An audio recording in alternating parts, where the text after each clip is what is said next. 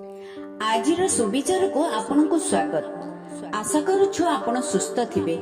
आपण को पई आजि दिनटी अति शुभर दिन अटे।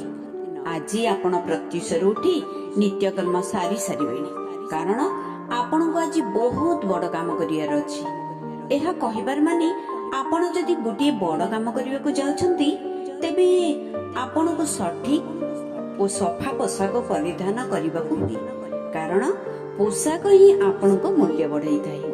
पोशाक रे जदि टिकिए दाग लागिथिबो, समस्त नजर सेही दाग रे रहि जिवो।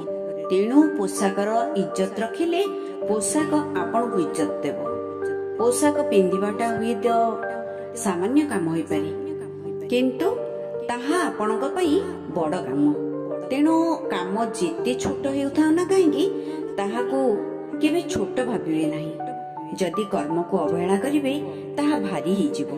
तेबे आशा करूछु आजिर सुविचारटी आपण निश्चित भल लागिथिबो। एथिपई छोट मतामत टे रखिबे। पुणी आसंता को एक नवा सुविचार सह मु डॉक्टर बेबीराणी नंद रहउछि। हां, आज दिनटी आपणक पई शुभमय हेउ। एहा ओंकार टीवी रो शुभेच्छा।